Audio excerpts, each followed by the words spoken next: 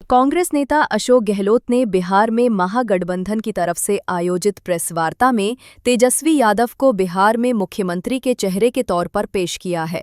साथ ही महागठबंधन ने घोषणा की है कि बिहार में उसकी सरकार बनने पर एक से ज्यादा उप मुख्यमंत्री बनाए जा सकते हैं।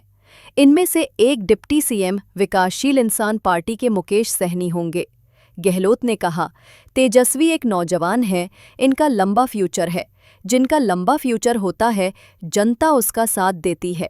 ये नौजवान है और कमिटमेंट रखते हैं। पिछली बार इन्होंने जो नौकरी के स्लोगन दिए थे, जो वादे किए थे, उसमें खरे उतरे। वहीं बिहार में एक चुनावी रैली को संबोधित करते हुए बीजेपी अध्यक्ष जेपी नड्डा ने कहा कि आरजेडी का मतलब है रंगदारी, जंगलराज, दादागिरी। उन्होंने कहा, जो लोग नौकरी के लिए जमीन तक ले लेते हैं, वो क्या आपको नौकरी देंगे? गहलोत की प्रेस कॉन्फ्रेंस में आरजेडी के तेजस्वी यादव, मनोज झा, कांग्रेस नेता अशोक गहलोत, पवन खेड़ा, सीपीआई एमएल के महासचिव दीपांकर भट्टाचार्य, वीआईपी के मुकेश सहनी समेत महागठबंधन के सहयोगी दलों के कई वरिष्ठ नेता शामिल हुए। अभी आपके सामने जब बताया दीपांकर जी ने और सानी, मेरे पूर्व में अभी जो कमेंट्स किए गए थे वो भी आपके सामने रखे। सबकी भावना आपको मालूम पड़ी। मुझे खुशी है कि मुझे भी आज आने का अवसर मिला आपके बीच में। और जो हालात है देश के और प्रदेश के, उससे चिंतित होना लाजमी आपका भी, जो हमारा चौथा स्तंभ कहलाता है। हालात बड़े गंभीर है देश के अंदर। एनडीए गवर्नमेंट जिस प्रकार चल रही है, डेमोक्रेसी को खतरा है। पूरी तरह देश दुर्विकरण में आ गया है। लोग चिंतित है। देश किस दिशा में जा रहा है कोई नहीं जानता है। किस दिशा में जाएगा किसी को नहीं मालूम है। उस रूप में हम चल रहे हैं। आलोचना कर दो, जेल में जाओ, चाहे वो पत्रकार हो, साहित्यकार हो या कोई एक्टिविस्ट हो। इन हालातों में देश चल रहा है, तो हम सबकी जिम्मेदारी बनती है ऐसे वक्त में देश क्या चाहता है उसका भी हम ख्याल रखें। पूरा मुल्क अभी बिहार की तरफ देख रहा है कि बिहार में चुनाव होंगे, किस करवट फैसला होगा। बिहार में आप मुझसे ज़्यादा जानते हैं क्योंकि यहाँ के रहने वाले भी हैं, एक्सपर्ट भी हैं, मीडिया के साथी भी हैं। हालात बड़े गंभीर हैं, चाहे बेरोजगारी हो, चाहे वो अन्य समस्या लोकल हो जो बताई गई। अभी आपके सामने जब बताया दीपांकर जी ने और सानी जी ने, सब साथियों ने, तो हालात वही है। किसान हो, मजदूर हो, आम आदमी हो, छात्र हो, युवा हो, चिंता लगी हुई रोजगार की उसको। और जब हम लोग देखते हैं, पूछते हैं, तो लोग बदलाव चाहते हैं।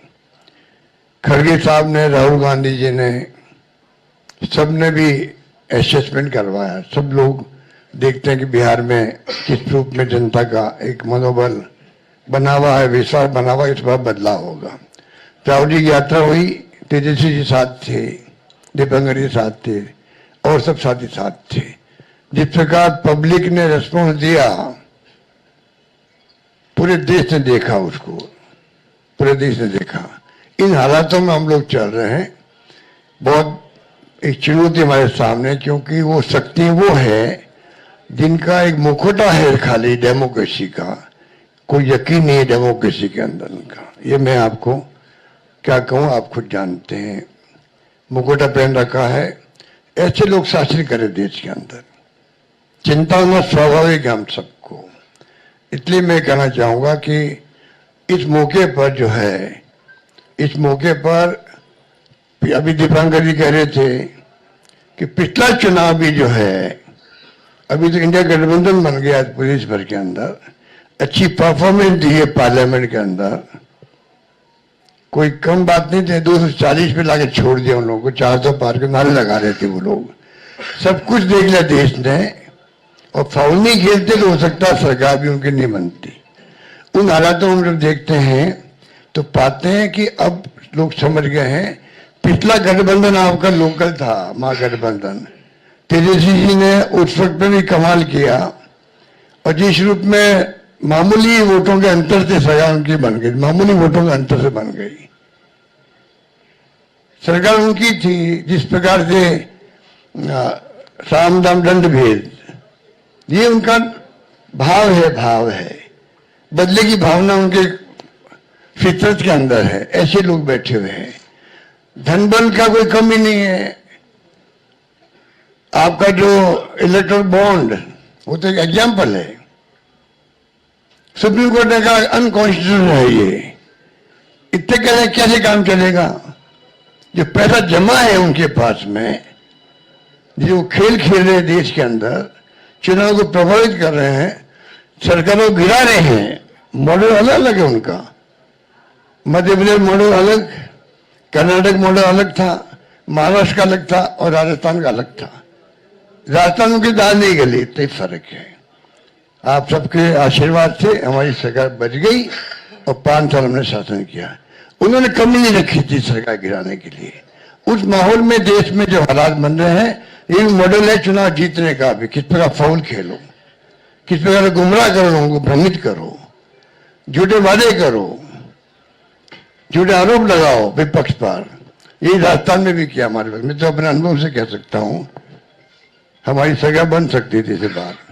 तो उन हालातों में लोग जो प्राइम मिनिस्टर हो, चाहे गृह मंत्री हो या इनके खुद के लोग हों, जिस प्रकार ये राजनीति कर रहे हैं, दंगल के आधार पर कर रहे हैं, आप हम सोच नहीं सकते। जो अनुभव बताता मैं मध्य महाराष्ट्र का भी, कोई सोच नहीं सकता किस प्रकार ये धनबल का उपयोग करते हैं चुनाव जीतने के लिए।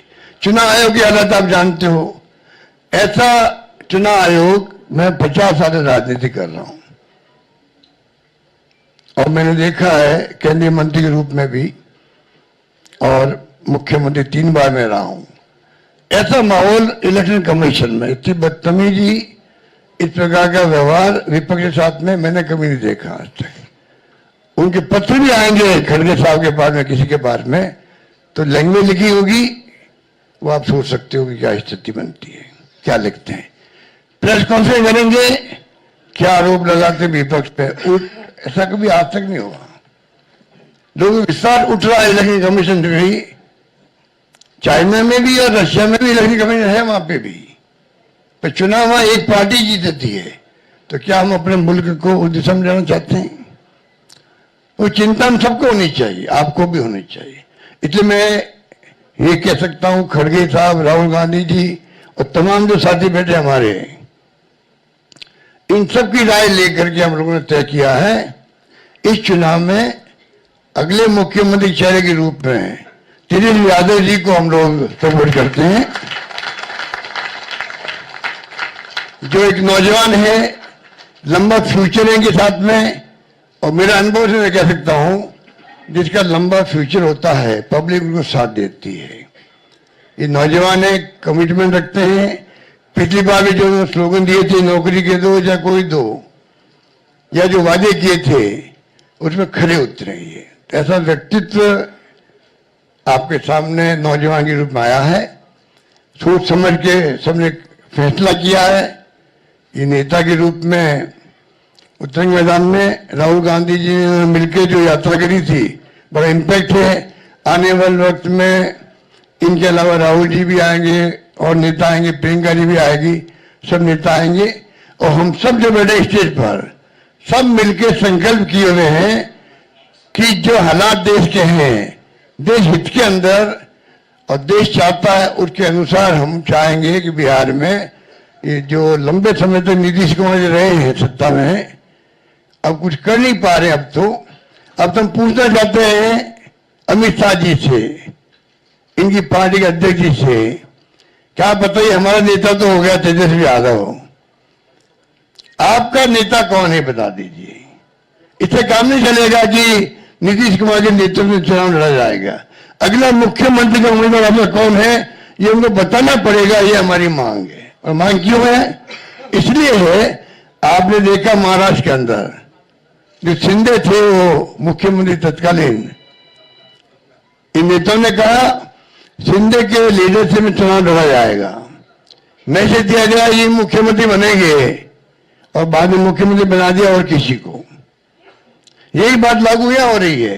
अमित शाह जी आए, कहते चले गए हम चुनाव के बाद में तय करेंगे मुख्यमंत्री कौन बनेगा हमारा। पर नीतीश कुमार के नेतृत्व में चुनाव लड़ा जाएगा। तो महाराष्ट्र का एग्जाम्पल सबके सामने है। इसलिए मैं इतना कहना चाहूंगा कि चुनाव में हम लोगों ने सोच समझ के तेजस्वी जी को घोषित किया नेता, और हमें पूरा यकीन है कि जो है तेजस्वी जी की घोषणा करना मायने रखता है। साथ में सबकी राय बनी है कि जो हमारे अन्य पिछड़ा वर्ग के साथी हैं, मुकेश सहनी जी, जिनको आप सब जानते हैं, मुकेश सहनी जी जो एक संघर्ष करते हुए यहां तक पहुंचे हैं, अपनी पार्टी बनाई है, अपनी अकल होशियारी से, अपनी मेहनत से बनाई है, गरीबों के मसीहा के रूप में, अपनी कौम के मसीहा के रूप में उभर के आए हैं। ऐसे नौजवान को हमने तय किया है वो उप मुख्यमंत्री होंगे। साथ में इसके साथ में जो आपके यहाँ बहुत सारे समाज भी हैं, सामाजिक इक्वेशन अलग तरह की है, तो जो अन्य सामाजिक वर्गों के लोग हैं उनमें से मुख्यमंत्री और बनाए जाएंगे, उप मुख्यमंत्री और बनाए जाएंगे। यही बात कह के मैं अपनी बात समाप्त करता हूं। धन्यवाद।